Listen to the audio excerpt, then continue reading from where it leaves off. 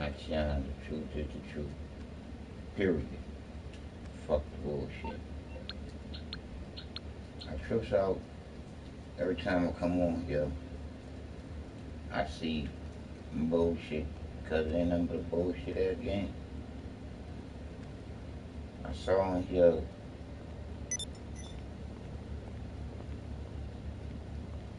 old pretty girl been texting me.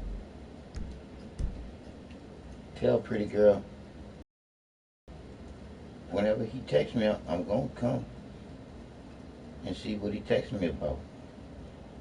I will click on to see what he texts me about.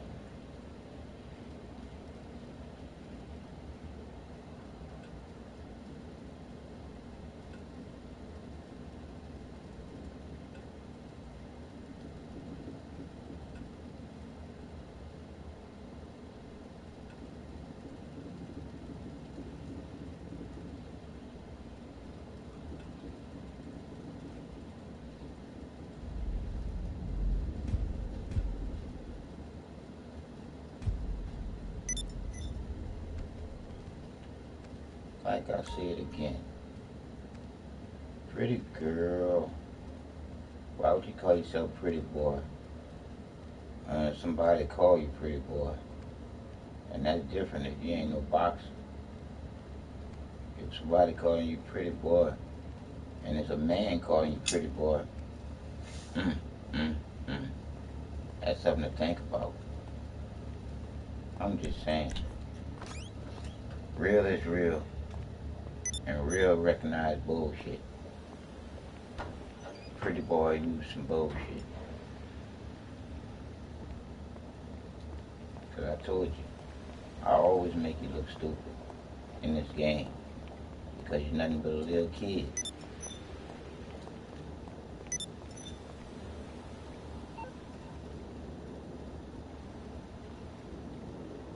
So, I'll start this thing off talking about the soldiers again. I call y'all ain't nothing but a bunch of cowards, murdering bitches. Talking bottom line. Y'all ain't nothing but a bunch of cowards, murdering bitches. Why I call you a bunch of cowards, murdering bitches? When you think about it, you killing people that don't have guns. I'm just saying. You're killing a person that don't have guns. And to me, that ain't cool at all. Call that a coward. You taking orders from another man. That's taking orders from another man. That's taking orders from another man. And another motherfucker just sitting on his ass. Watching y'all shit on TV. While your blood being shed. Over some bullshit. Somebody else bullshit. Because like I see again. Bullshit is bullshit. And you go and kill somebody over some fucking Earl. Because all the bullshit is about things. But it is what it is when you look at it. Bullshit things make bullshit people. And that's it. And this game creates menaces to society. This game ain't creating no Hello, this is Pegasus Lifestyle Management. How can I help? Thank you, sir. Your spectacular aircraft is now ready for you at our nearest airfield. This game does nothing but promote violence and mayhem.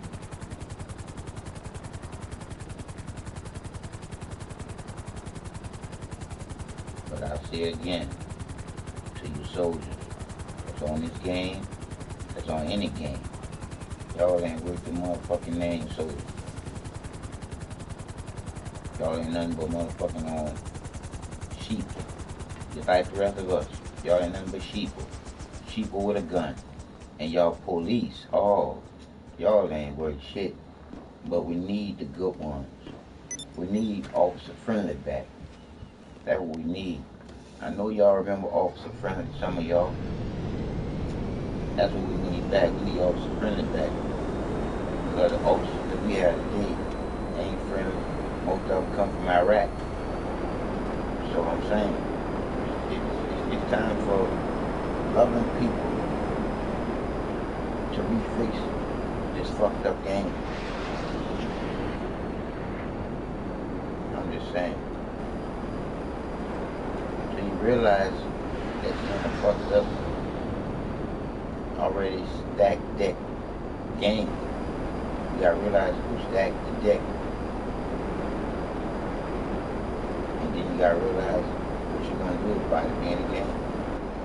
Are you gonna continue the madness in it? Or are you gonna do something about it? I'm about to do something about it. I'm about to stand up even though I can't. I've been a paraplegic since '98.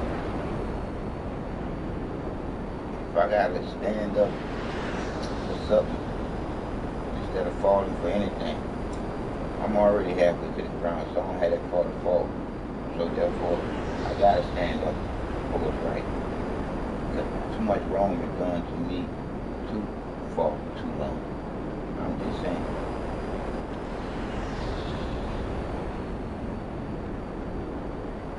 Those who play this game, you gotta have a real reason why you're on this game.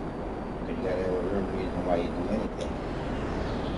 My reason for why I'm on this game is to spread a little love. Because this game don't have no love. None. You look at the missions that you go on. This game don't have no real missions. You know, like, no one would want to kill anyone. But I'll say this. The guys that's killing innocent people over there in the Caribbean and overseas, in Africa and all those machetes, and these people learn about no violence. Nah, that type of shit there.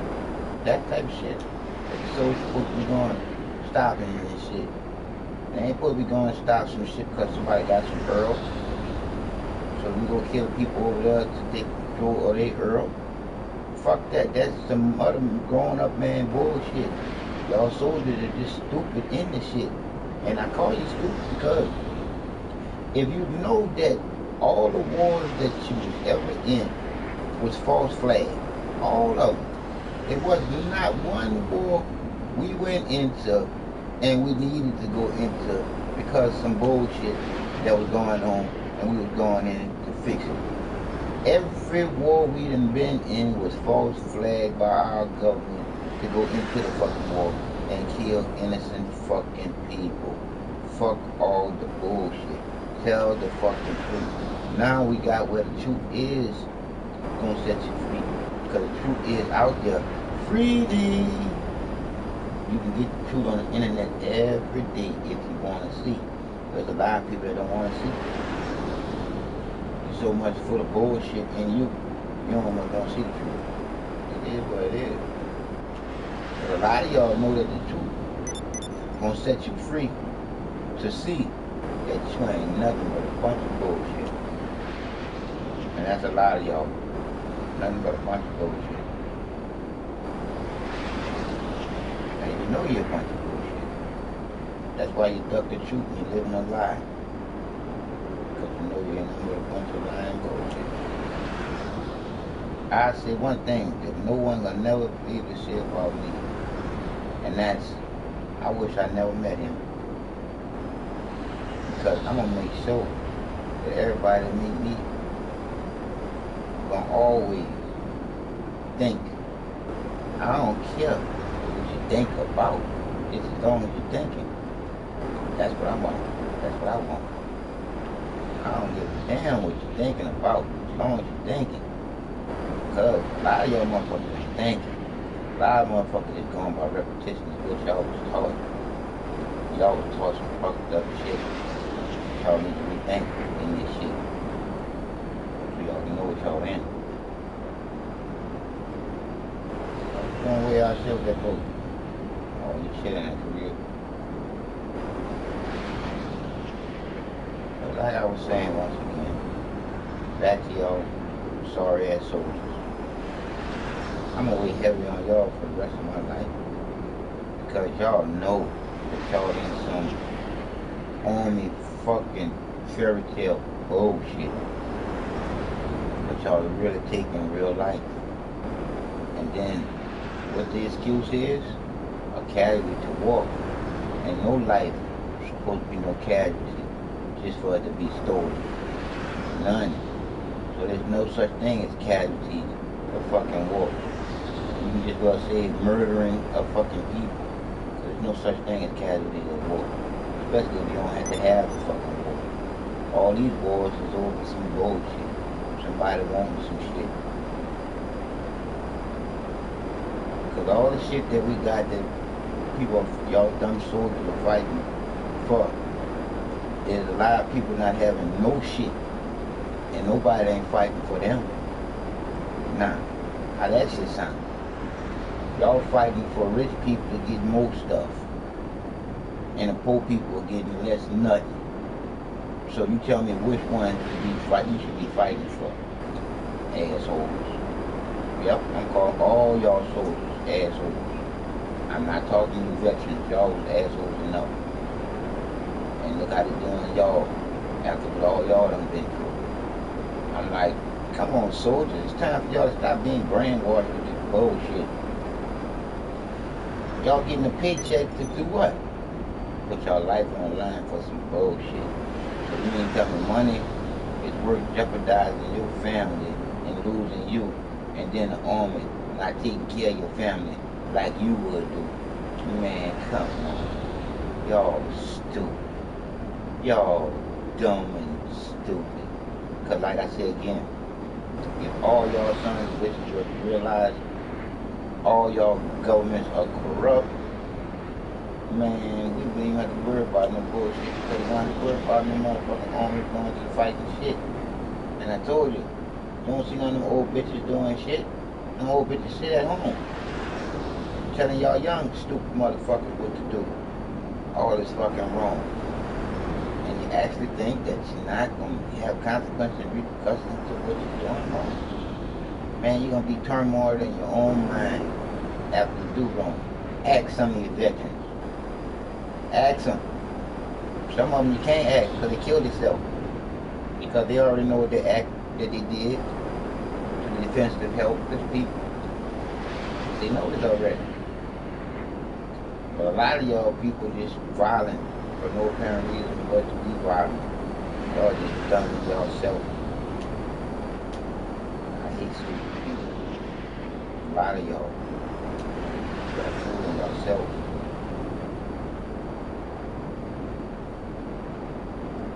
This world is fucked up simply because a lot of people got fucked up free will.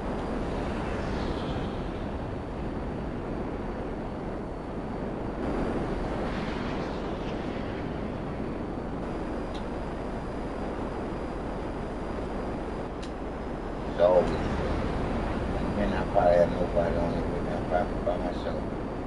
But that don't matter. The broadcast doesn't go out. So they'll want to listen. I won't change their life. Because same old, and it ain't been working for you. Don't you think it's time to change something else? Do something right for you?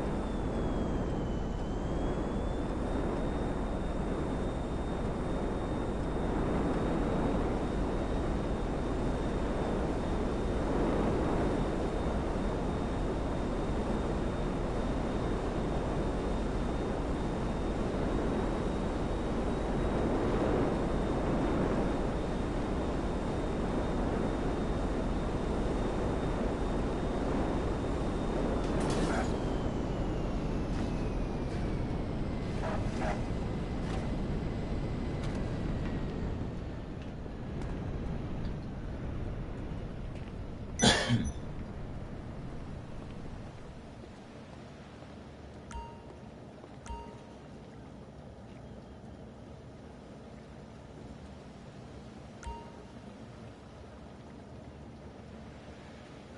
listen to some of this fucked up news dealing with Hillary Clinton. So when you think about the election bullshit, you think about the control that people have over other people and don't care. These sons of bitches don't care about us, man. On the real. We are nothing but pawns in a funky ass chess game. The president's duty under the Constitution is to execute and implement the laws, not make them. And this is just one of many. The U.S. Supreme Court tells President Obama, no, he can't do it. No, the deadlocked Supreme Court blocking the president's executive order immigration plan to shield millions of illegal immigrants from deportation. The executive giving them the right to work legally here in the United States. And this is a major blow to the president. This could have defined his legacy. Texas Attorney General Ken Paxton, who filed the suit, and Texas Solicitor General Scott Keller, who argued the case today, both go on the record. Good evening, gentlemen. Hey, thanks for having us on. Greta. General, first to you. Is this a deadlock or a smackdown of the president? Well, you know, obviously 4-4, but it gives us the win we were looking for. We won in the Fifth Circuit, we won at the trial court on a preliminary injunction, and so now we'll go back and have the case and try the case in the merit. But it's a win for Texas, it's a win for the United States. Scott, is this a decision about immigration or about executive power? Today is a great day for the separation of powers and the rule of law. This lawsuit has always been about executive overreach. And it's the Congress's job to write the laws. When the president is choosing which laws to enforce and which laws not to enforce, that should trouble every American. So this was a fantastic victory pushing back on executive overreach. All right, Scott, you actually argued it, and tell me if I'm correct, is that you went to court and you got from a single district court judge, which is all you would have, obviously, an injunction, and a federal judge telling a president he can't do that. It then went up to the Court of Appeals, to the Fifth Circuit. Two judges went your way and said the president couldn't do it. One thought he could. And then from there it goes to the Supreme Court, and because it's 4-4 tie, that the other decisions stand. Is that the procedure where we are? That's right. And now that the Supreme Court has ruled on this, and it has affirmed what the lower court did, our injunction blocking the president's immigration policy is in force. And keep in mind, this was just a preliminary part of the lawsuit. So we'll go back to the trial court, we'll put on additional evidence, and we'll continue to make the case as the Court of Appeals held that this was unlawful. You know, General, it's actually quite amazing, just stepping back historically looking at it. Here is one federal judge who essentially told the president no, and that he can't do it. I mean, it's quite remarkable, isn't it? It is remarkable. It's remarkable that the federal judge did it. He wrote a great opinion. It's also remarkable that you have a majority of the states that have filed this lawsuit and have stuck together through a pretty long process. I think it says a lot about the merits of our case and how important this issue is to our states and our Constitution. General, in order to bring a case, you got to show you were hurt. How did this hurt your state of Texas that gave you a reason to sort of proceed on this? So what we were able to demonstrate is this cost of driver's license is going to cost the state of Texas millions of dollars. Our legislature is not prepared for it. We never had a vote on it. It's not part of our budget. Congress never had a vote on it. And so it was actually fairly easy for us to show actual harm and a continuing cost that we haven't accounted for. You know, it's interesting, Scott. I looked at it, I thought, how can that be a cost? Because I thought you paid for your driver's license. I mean, so how could that possibly be a cost? Why isn't it a wash? But from what I understand, and correct me if I'm wrong, that Texas subsidizes driver's license, so the more people that buy driver's license, the bigger the cost. Whereas if you paid the full freight, you probably wouldn't have that harm. Or am I wrong? No, you got it exactly right. We pay most of the cost of these driver's licenses. It's fairly expensive to issue them. And so, you know, we have a large state. This would be a large number of people, and it would cost the state millions of dollars. And again, it's not part of our budget. We haven't accounted for it. Scott, the president didn't like this decision today. He said, among other things, today's decision is frustrating to those who seek to grow our economy and bring rationality to our immigration system. So I guess he's saying that you're trying not to grow the economy, doing something else, which isn't good, and that you're trying to be irrational with the immigration system. Do you have a response to that? Well, the president has said many things throughout this case. He said that he took an action to change the law. He said that what this immigration policy was doing was granting a legal status. That's exactly what the courts below found, and today the Supreme Court upheld those decisions. And so, yeah, we agree, this was a change in the law. But it's Congress's job to change the law, not the president unilaterally. General, does this have a bigger or wider impact on presidential authority and executive actions beyond this particular sort of narrow issue in Texas? Well, certainly for us, that's what it was about. And because we have many lawsuits against the federal government for really the same purpose. It's not so much about the policies. Those need to be debated by Congress. That's their job. But it's really about what you're talking about.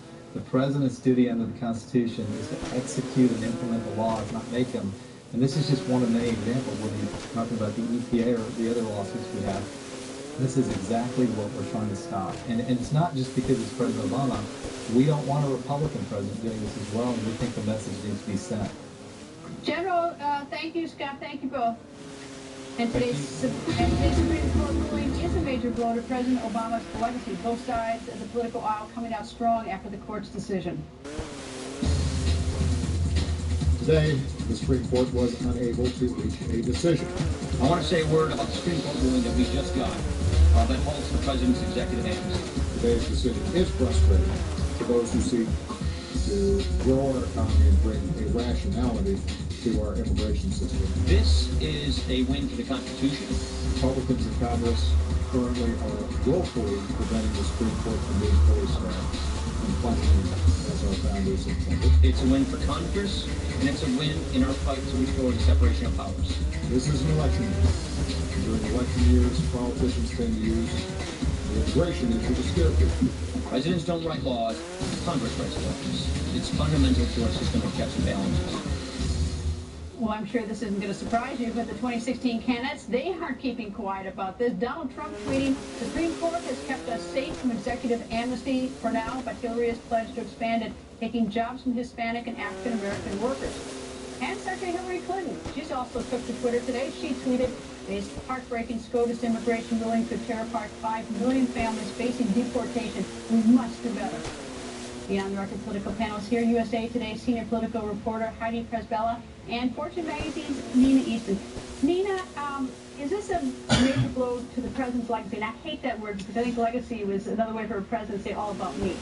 Well, it's a blow to one piece of his legacy. It's also a reminder during this heated presidential year how important the Supreme Court is and how important that ninth Supreme Court justice is going to be. So flash back to another piece of Obama legacy in 2012. And also a presidential election year, the Supreme Court ruled on Obamacare and upheld its legality and actually took the wind out of the sail for Republicans on the Obamacare front. Now you've got a ruling here that kind of takes the wind out of the sail on for Democrats on immigration, but also puts immigration out there front and center.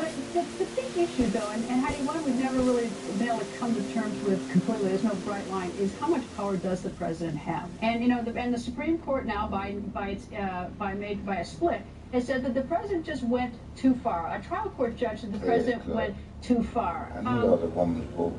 What does this do to the president? Well, this is an argument that Republicans have made consistently about this president, that he's overstepped his bounds, whether in terms of using executive authority on gun control, on climate change. And so I think it is certainly a slap on the wrists on the way out the door, and it makes Republicans feel like they were somewhat justified, even though this was a split decision and not really a decision on the constitutionality overall, but that it does kind of like strengthen their hand in making that argument. And it also put front and center the issue of executive authority, as Hillary Clinton in the upcoming election is making clear that if she's not able to work with Congress on certain issues like corporate inversion, like gun control, that she too will avail herself of executive authority to get those things done. Yeah, that's the thing. It is a big step back to Hillary Clinton, who's made it clear that she's going to use executive orders as to get around Congress that's intractable. Well, you know what I remember? I remember July 1, 2010, here in D.C. I went up to American University, and the president gave his big immigration speech. At the time, the House was Democrat, and the Senate was Democrat, and he had all the chance in the world to do it. You know, there's a lot of people who think that the president should have taken immigration on first. There was bipartisan support, and don't forget about that Senate bill that was passed with people like Marco Rubio that had bipartisan support way back when. but he decided to go with Obamacare on a party line vote, and really kind of everybody went to the trenches after. And I know that nobody ever agrees with me in this town, but what's wrong with multitasking? I mean, everyone says, well, yeah, do one or the other first, but why couldn't they do both at the same time? And here's why he's frustrated, because it blew up. He didn't, in the end, say it right. He really stepped up deportations. He deployed more resources to the border. We have... He's called the border in chief? Exactly. Border crossings at a low, since the lowest level since 1970s. He did get a comprehensive immigration bill through the Senate, was thinking that was going to happen in the House, and then what happened? Eric Cantor got what we call cantered. He got pushed out in a really shocking law, and a lot of people think that was on the immigration issue. In 2014 really made Republicans rethink whether they wanted to play game on this, play ball on this immigration issue. But the thing I want to take the last word on it is that when he didn't do it when he had the House and the Senate as Democrats, rather than rolling up his sleeves and doing like LBJ and really working with the other side, he said, I'll just do it my way. And now the court said, no, you won't. You're not going to do it your way. We do have separation of powers. And anyway, fire. Donald Trump sharpening his attacks on Secretary Hillary Clinton just before jetting out to the Scotland. Trump launched his new website, lyingcrookedhillary.com. The site's first post, part 1 of a 10-part series of what Trump calls Crooked Hillary's 10 legendary lies. Well, have you always told the truth? I've always tried to. We've seen rage and violence directed at American embassies over an awful internet video. The next day, within 24 hours, he had a conversation with the Egyptian Prime Minister. He told him this: we know the attack in Libya had nothing to do with the film. It was a planned attack, not a protest. Yeah, and the political panel is back. USA Today's senior political reporter Heidi Hezbollah and Fortune Magazine's Nina Easton. Heidi, well, what a website to buy for Donald Trump. Your thoughts? Well, they're both launching websites. It's actually kind of odd. They're within 24 hours of each other. But in terms of this specific ad, look, I think for people who are already angry about Benghazi, it's going to keep them angry. Here's a question I have. After talking to a number of congressional Republicans, and this is where Donald Trump might, do well to listen to them. Why isn't he focusing on Libya? Because Benghazi, there's things, obviously, to be angry about. But she sat for 11 hours of testimony, and Ghazi himself said, we didn't come out of there learning much new. But Libya, she was a main architect of Libya, and it's become a disaster over there. And the Republicans who I talked to say, you really need to stay focused on Libya, which would really appeal to and disturb a much broader swath of the electorate than continually exercising the people who are already exercised over Benghazi. That's right. I mean, that's her great vulnerability. Of course, Libya became a failed state after we intervened without Plan B, and it's very much part of her. And I mean, she was Secretary of State. It's pretty, and she argued for engagement. Engaged in the beginning. But I think what you're saying here, both with Hillary and with Trump, is they are figuring out what the public hates among the two most unpopular candidates we've ever had, and they're drilling down. So you have Hillary noting that more than half the public thinks he's dangerous as a president. So she drilled down on that, called him reckless, he'll drive the economy into recession, or depression, and so on. And then he knows from looking at her polls that she's considered untrustworthy. So we've got we gotta pick out two of the bed. Why we can't get rid of both of them? Right. I mean, there's sort of you need to kind of go beyond your base. You know, the power. In the general election, I think, right out of the box, you're pointing to that primary crowd still, but where are you taking this? Well, here's, he actually had an interview with Sean Hannity on the bank issue, on the whole transcript. Let's listen to that. For whatever reason, she doesn't want to give speeches, and I don't know, there's something going on there, because Bernie Sanders could not, over a long period of time, get her to give the speeches, and he wanted them very badly, but she made a fortune with this stuff, and what's the purpose of it? What are people getting for it? And you look at it, and there's something very strange. The whole thing is very strange. Frankly, she's very strange. Heidi, I've got something to say about that and about Donald Trump in my off the record that's all related, but there's the issue about the transcripts. I mean, these are from banks that she gave speeches to, and these are the banks that are largely responsible for our recession of 2008. Why won't you turn those over? I suspect that she was not nearly as critical of the banks when speaking to them one-on-one for a paid fee than she is on the stump. That's pretty much, what I expect. But this is much more on point for Donald Trump, right? Because this was something that Bernie Sanders really bludgeoned her over in the primary in terms of her connections to Wall Street. It's the one line that you can draw from Bernie's people to Trump's people. And it's something that he's wise. He's going to keep up. But her comeback is, why aren't you releasing your tax returns? And you both need to stick around for the end of the show for my off-the-record comment phase. So, off the record, one word, enough. Yes, enough of the funny business. You're talking about Secretary Hillary Clinton playing hide-and-seek with the transcripts of her speeches at Goldman Sachs and those other big banks. Why doesn't Clinton want us to see the transcripts? What is so special about the big, rich bank that they got to hear from her, and so I'm special about the rest of us? Nah. I wasn't suspicious months ago, but with her dad and her refusal to give it up, I'm now suspicious. How could you not be? But she's not the only one playing hide-and-seek. Why won't Donald Trump show us his tax returns? What's the big secret on that one? Yeah, I know. Months ago I said if I were his lawyer, I would tell him not to turn over those specific returns in audit, but not all returns are in audit, and I'm not his lawyer. My job is to get you information. And just like Hillary Clinton's game of hide-and-seek, you gotta ask Trump, what are you hiding? Both candidates are playing hide-and-seek at our expense. And at this point, it would be irrational not to be suspicious that something funny is going on. So, Hillary, quit hiding. Give us those transcripts. And Donald, you too, quit hiding. Give us those tax returns. And if they don't, I sure hope they're not surprised that the American people just don't trust them. And that's my off-the-record comment tonight. Live Twitter voting results on your screen right now should Maryland State's Attorney Marilyn Mosby drop all charges in the Freddie Gray case. And the numbers are 10% say no, 90% say yes. And that's all for now. We'll see you again tomorrow night right here at 7 p.m. Eastern. Now, I want you to go to my Facebook page and like it. I'm doing so much more stuff on the Facebook page that you just simply have to see. So go to my Facebook page and like it. And don't forget the Brexit vote right here. We're going to have a lot on that tonight at Fox News. Bill Riley's up next.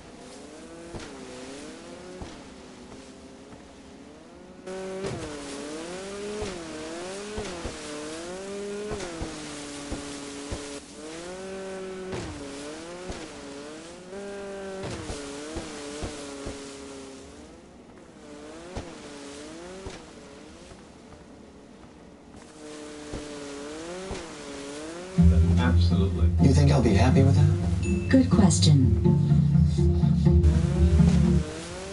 Speech exposing rival Hillary Clinton's numerous ongoing scandals. Now, here are some of the highlights from Donald Trump's major address.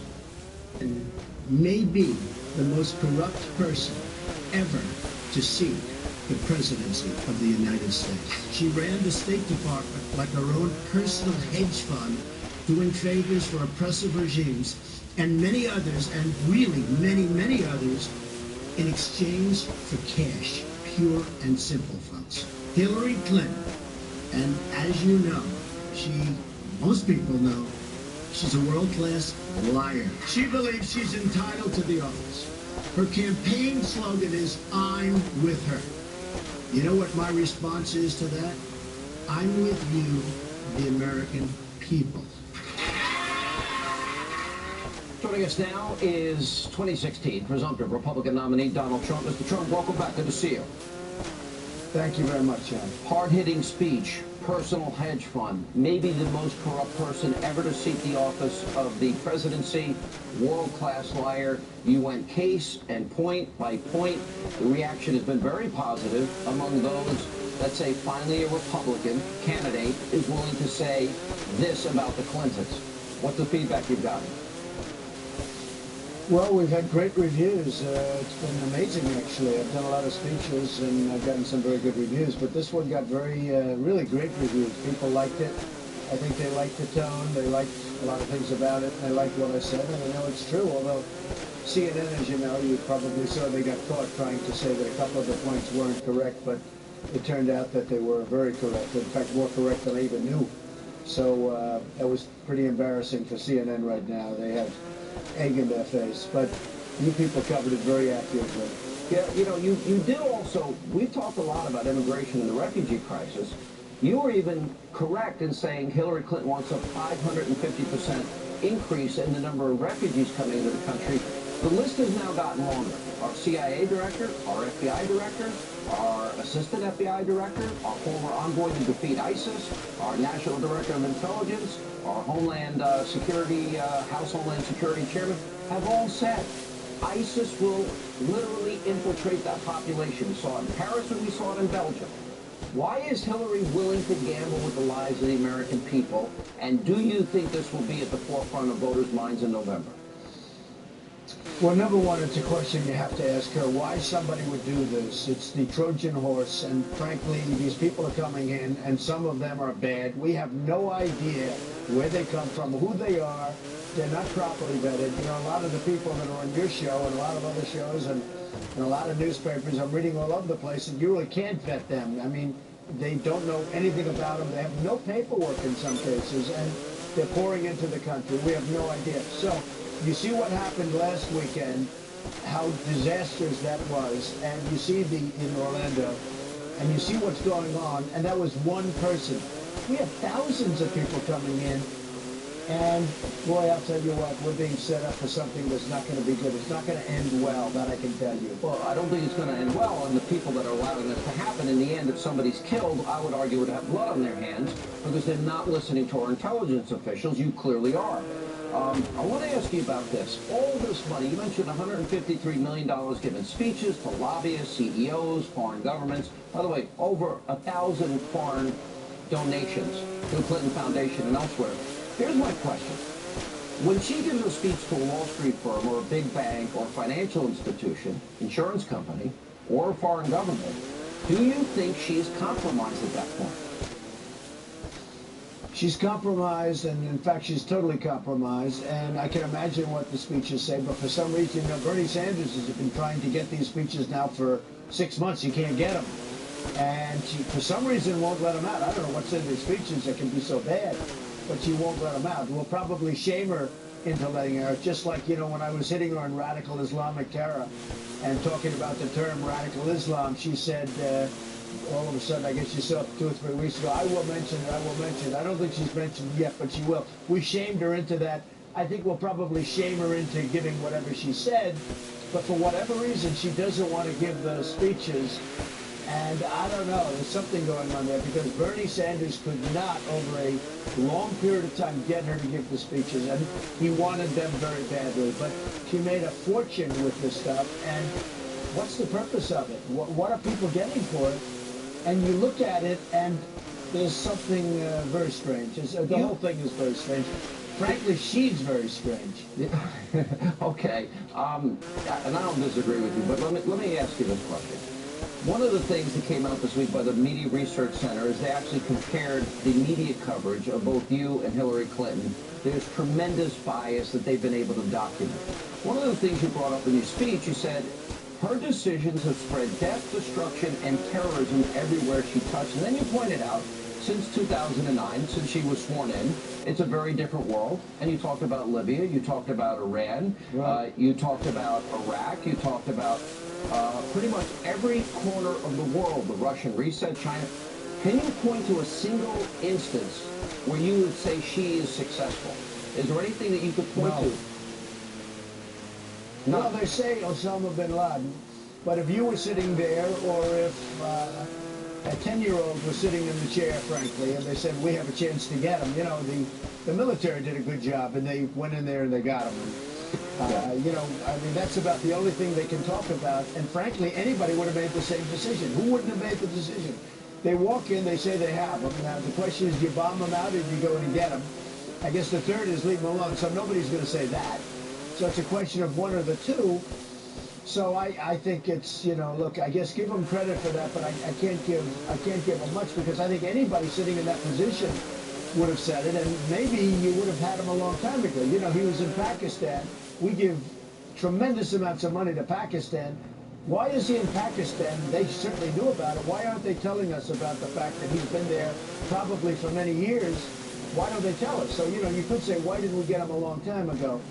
But that would be the only thing. I think she's done nothing well, and certainly the president has done very little well. I mean, you look at the Iran deal, you look at where we are. Look at the world today. And the Middle East is just a mess. what's happened over there. And well, let me he may focus not on have started that. it, but boy, did he do a poor job of trying to get out of Iraq, you know, by not leaving some behind. I didn't want to go into Iraq in the first place, but by not leaving some behind just to keep it a little bit stable. It's a mess anyway. But the way he got out of there, Sean, was disgraceful. Well, I mean, we did have Mosul and Ramadi and Fallujah and Tikrit under control, and George W. Bush warned, don't leave too early. You're going to lose it. It created a vacuum for ISIS to take control with the financial resources of oil. The last number of nights on the program, I've been really focused in on the money she has been taking. Now, she claims she's the great champion of women's rights. She's the great champion of gay and lesbian rights, LGBT rights. She claims that she's for religious freedom. But I'll put up on the side screen here, if you look at Saudi Arabia, where gays can be executed and women are told what to wear and they can't drive a car, and men decide if they go to school or work, well, up to $25 million to the Clinton Foundation, $10 million to the Clinton Library, and then you've got Kuwait, and the UAE, and you've got Brunei, and you've got Qatar, and you've got Oman. What is your reaction? She seems to have, with her policies with oil, she certainly is not making America energy independent. She doesn't want coal, she doesn't want fracking, she doesn't want drilling. And secondly, she's never criticized these countries that have given her all of this money that oppress women, gays, lesbians, Christians, and Jews. You can't build a temple or a Christian church there. What is your reaction to that? And what do you say to women's groups and those that have attacked you on the issue of women for supporting her for taking this money? First of all, she should give the money back. It's tens of millions of dollars. She should give the money back. She shouldn't be allowed to take the money. It's ridiculous. And then as far as women, some of these countries, you know, they literally call it, they enslave women. I mean, they want to enslave women. And the LGBT community and the gay community is, I mean, they kill gays. They kill them. They push them off buildings. They throw them off the roofs of buildings. And she's taking money from them. Not only that, she's letting them come into our country. Okay, you know, it's a double. She's taking massive amounts of money, but they come into our country at a rate that's far greater than Obama's allowing them. You know, she wants many more to come in than Obama's allowing, and he's already breaking records. So we have a situation that is going to end in a very, very disastrous way, in my opinion. She should give back the money, and how can women endorse somebody that's not only taking money, but also allowing people to come into our country from these various places that believe in Sharia, that you know, believe in what they believe over there. But don't you believe... Because what's happening now... If you grow up under Sharia, aren't those the values the antithesis of our great republic?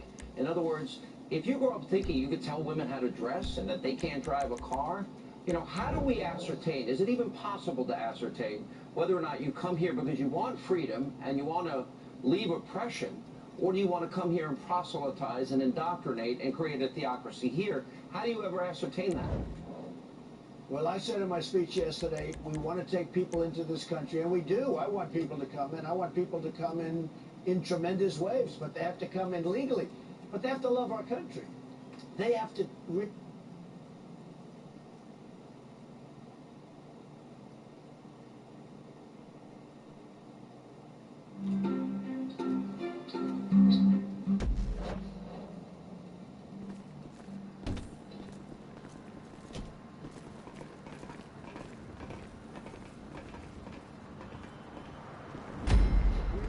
love what we stand for and what we represent. And again, I mean, if they're into the world of Sharia, you're talking about from a different planet.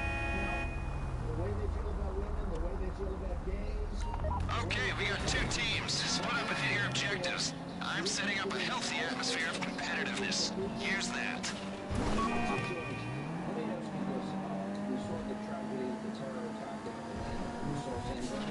Docs team, Reshkovsky's car is part of a shipment headed out into the Pacific any day now.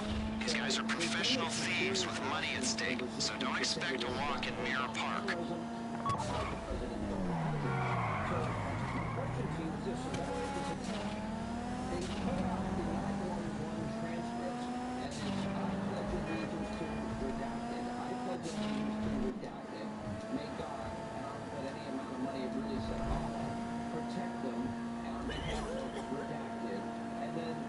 General's answer is our most effective response to terror and to hatred is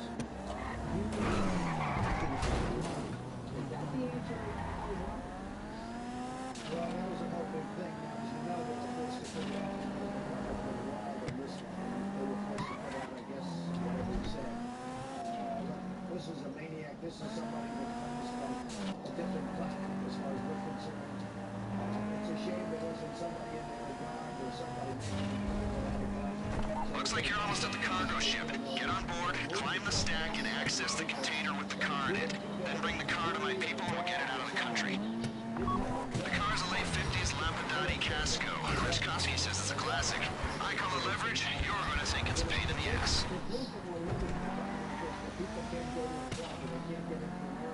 Look out for their people on the ship. You don't want to start a fight with them until you have to. The car's in a locked container at the top of the stack. You'll need to climb up to it and shoot open the lock. This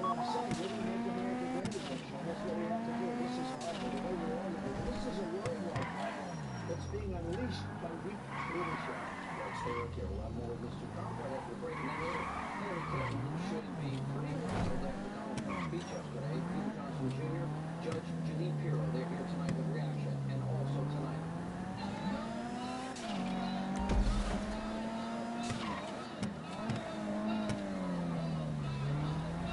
Top of the stack. Climb up there and get the car.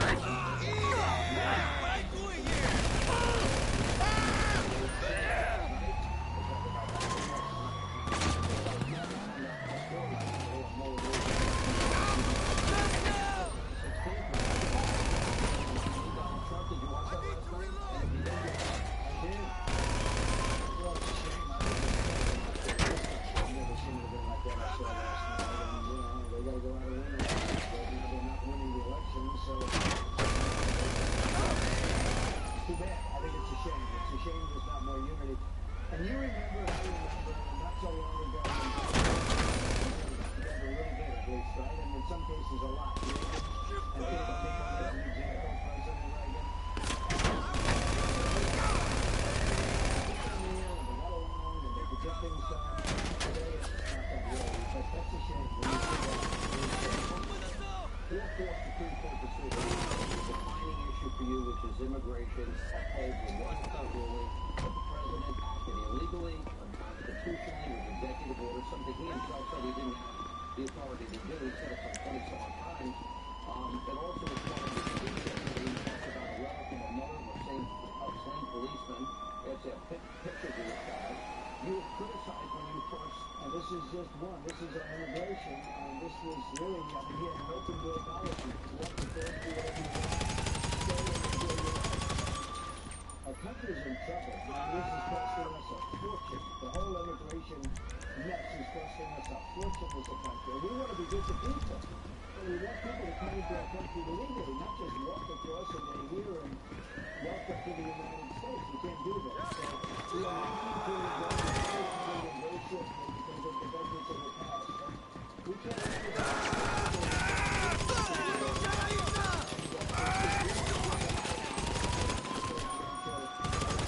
Where are you in the process in terms of vetting people for high positions should you win the presidency? Especially like, well, I think I'm pretty far down the line. I've got some wonderful people for wonderful positions that I think about that I know like it. Many people want to be vice president. So yes, I'm getting close to this. I want to be, you know. 내가 진짜 하나 전에 당장 꺼줘! Terrific potential candidates for vice president. We've decided to turn it down. Nothing to turn down because they never are. But we have many people that want that position. And I will say we have some incredibly talented people that will be put in cabinet positions and other positions. The car's in the container. Shoot the lock to open it up. I'm reloading!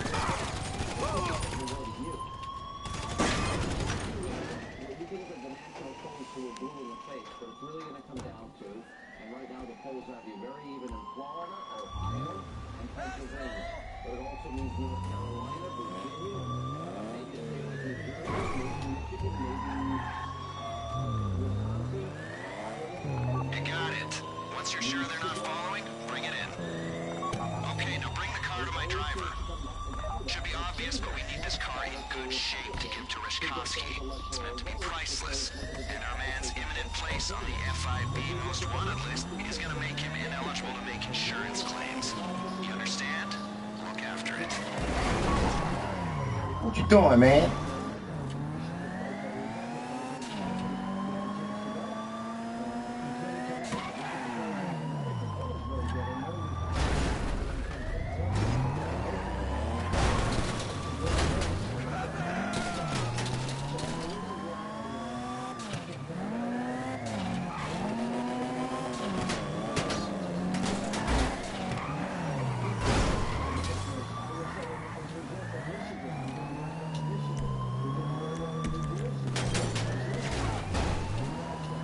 Station team have the schedule. Do not lead the cops to my driver. Lose them before you bring the car in.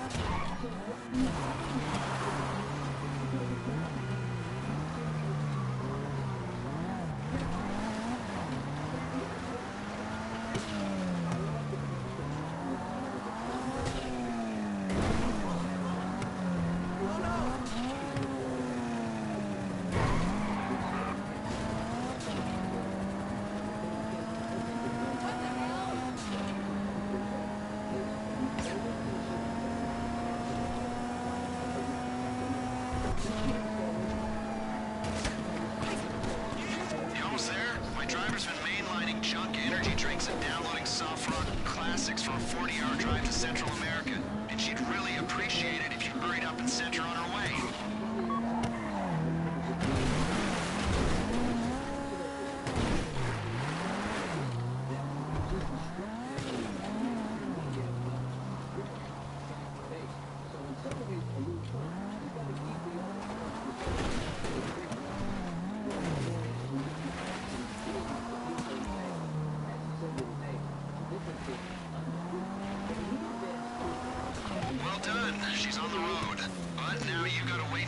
teams delivered the schedule. Let's just hope they do it, because it's back to the start, do not pass go if they don't.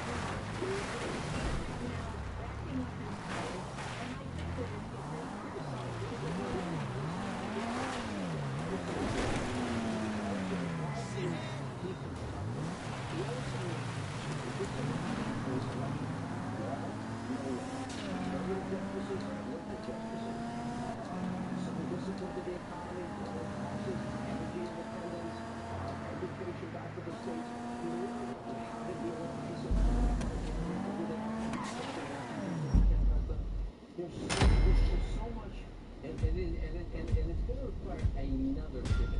Pivot in one way, it's going to require another. What's that pivot? He will overcome this character and conspiracy nonsense that's going to be thrown in. But at the same time, he's going to articulate a message of positive change. But did he do that? He has, but I think he'll do it with more specifics going forward. He's saying, okay, let's get Hillary out of the way in terms of who she is and who I am. And now the next step is I'm going to tell you, based on who I am, what I can do. And that's not the Clinton. And then in the end, Peter, it becomes not only a choice election, but it becomes about jobs. It becomes about the economy, peace and prosperity. You know what? When she ran for Senate in New York, the first thing she said was, I'm bringing back 200,000 jobs to upstate New York. None of that happened. In fact, they were net loss after she became a senator. $6 billion is missing from the State Department and during her term. And no one is talking about it. The woman is corrupt. And he just has to keep hitting that, but also talking about his successes. And they can say whatever they want. The man's a success. What states does he put in play, Peter, that maybe other Republican candidates could not have put in play? Well, he mentioned Connecticut. I thought that was an interesting state that he mentioned, and I agree with him. I think he might do better in New York than some people suspect. Wouldn't New Jersey be easier? New Jersey, absolutely, with Chris Christie, and a lot of people who like him naturally. But what we saw in Congress yesterday with the chaos, the bedlam, the disrespect for the rule of law, that's playing into Trump's hands. Because a lot of the American people say, we don't need this John Lennon, Yoko Ono loving in Congress. We don't need a street rally. That's the Democratic Party of Obama and Hillary. He loves that. Been there, done that. Love that sit-in stuff. Man on the street today, they were in love with it. Good to see you both. Good to see you. Thank you. And coming up next tonight, RayCrookedHillary.com, and is now rolling out a series of videos that expose Clinton scandals. And here's the first one on Benghazi. Take a look. Have you always told the truth? I've always tried to. We've seen rage and violence directed at American embassies over an awful internet video. Next day, in 24 hours, you had a conversation with the Egyptian Prime Minister. You told him this. We know the attack in Libya had nothing to do with the film. It was a planned attack. And to think that she has a shot at being our president, crooked Hillary Clinton, we can't let it happen. Here was reaction. Our former NYPD detective, Fox News contributor Bo Dino, Fox News senior correspondent Geraldo Rivera. This is devastating because simultaneously she's telling us that it's a YouTube video. She's telling her own daughter. Has been a struggle. I considered all my options with my doctor, who recommended once daily Toujeo. Now I'm on the path to better blood sugar control. Toujeo is a long-acting insulin from the makers of Lantus. It releases slowly, providing consistent insulin levels for a full 24 hours, proven full 24-hour blood sugar control, and significant A1C reduction. And along with Toujeo, I'm eating better and moving more. Toujeo is a long-acting man-made insulin used to control high blood sugar in adults and diabetes. It contains 3 times as much insulin in 1 milliliter as standard insulin. Don't use Toujeo to treat during episodes of low blood sugar or if you're allergic to insulin. Allergic reaction may occur and may be life-threatening. Don't use needles or short insulin pens due to its label has been changed. The most common side effect is low blood sugar, which can be serious and life-threatening. It may cause shaking, sweating, fast heartbeat, and blurred vision. Check your blood sugar levels daily with Lucentra Gel. Injection site reactions may occur. Don't change your dose or type of insulin without talking to your Really? doctor. Okay, No way. let's all take a deep breath.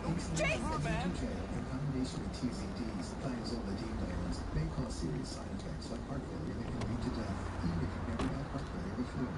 Don't dilute or mix Tujel with other insulins or stations, as it may compromise the tube, and you may lose blood sugar control, which could be serious. Tujel helps me stay on track with my blood sugar. Ask your doctor about Tujel. The Libyan president, the Egyptian prime minister, it's terror. He's a liar. Before I give you my take on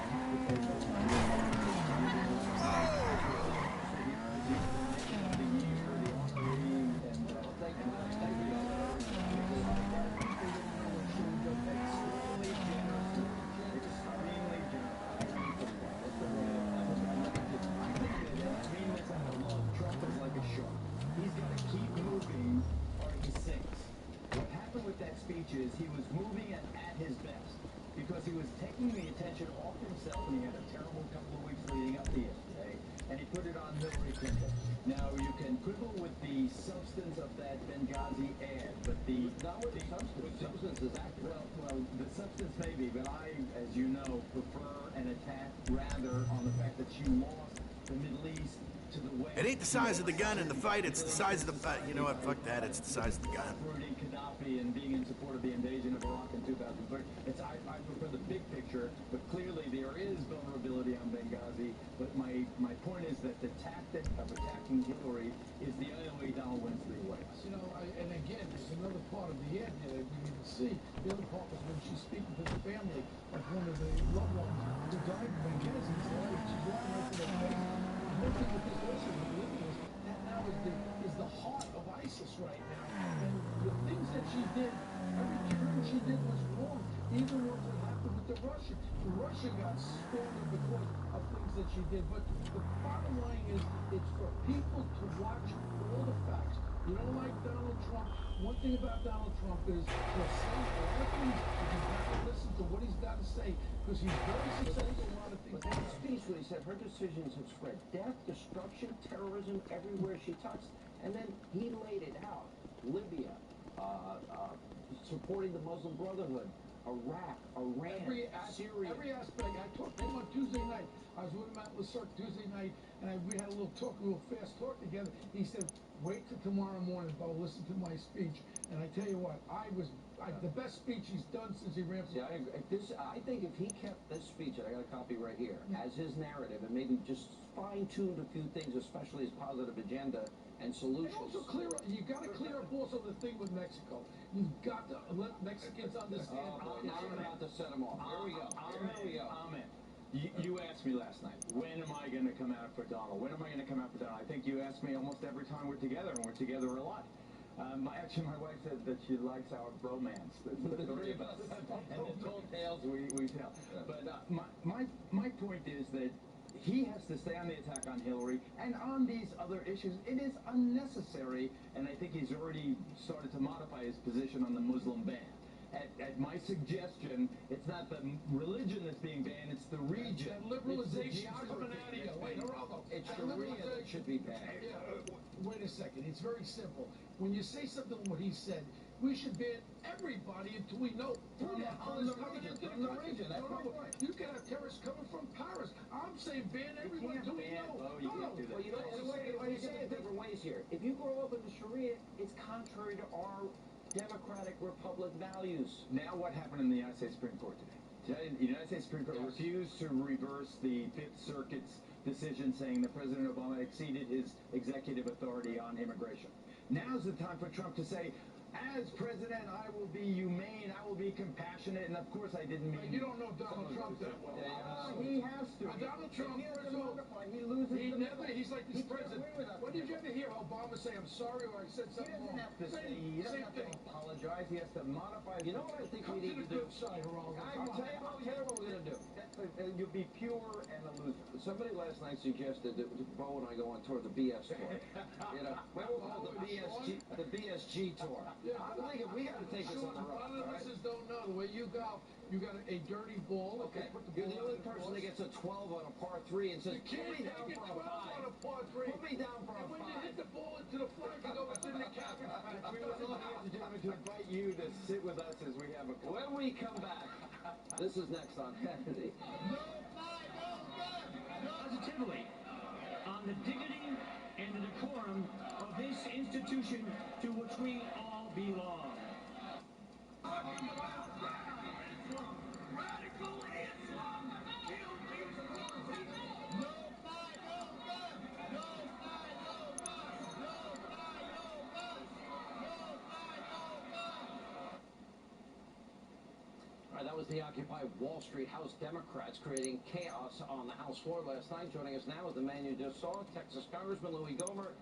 You know, doesn't this really represent, though, the new Democratic Party, the Obama Party of Frank Marshall Davis, Alinsky, Acorn, Reverend Wright, Ayers and Dorn, and Hillary Clinton? Is there any moderate Democrat that exists, or is that now an extinct species? Actually, there are some. They get put under rather immense pressure, but actually, one who is a friend, a Democrat, actually Debbie Dingell, John Dingell's wife, she and I disagree on many issues. Some we agree on, but she put her arm around my back and said, "Come on, Louis," and she encouraged me, "Just walk away." But it was insane, though, Sean. When I was saying radical Islam killed these innocent victims, Frank Pallone of New Jersey was saying, "Well, you're a racist." I said, he was a radical Islamist. He said, "Well, you're a racist." And I said, he said himself he was allegiant to the Islamic State. And he said, "So you're a racist." Right, but let me ask you this. That's I insane. watched you. I thought it was good that you confronted him because that's what the truth is. And they're trying to make it about guns, as the president and Hillary are trying to make it about guns. But I guess the real question is, what does this say about this party? What does it say about how far left Obama and Hillary have taken the party and how out of the mainstream they now are? Well, it says that they are willing to go into unprecedented area. The Congress should be. It's fine to yell. It's fine, to disagree and have rancorous disagreements within the rules. Equal time to both sides, this kind of thing. This ever happened that you know of before? No. And some people have said, well, when you guys took over the House floor in 2008, there was only one rule violated when we did that. I know because I started that, Lynn Westmoreland and I did. It was violated by Pelosi when she cut off the mics, and we had signed up to do 5-minute speeches each under the rule, and she shut her down, and so we stayed on the floor and gave speeches anyway. We were adjourned, we were out of session, we didn't disrupt anything, but we took a stand, and America appreciated it. Basically, it's Occupy Wall Street on the House floor. What's the next thing? We're gonna, have fist fights down there? Who knows? But Louis, thank you. Pretty insane. Coming up, we need your help. A very important question.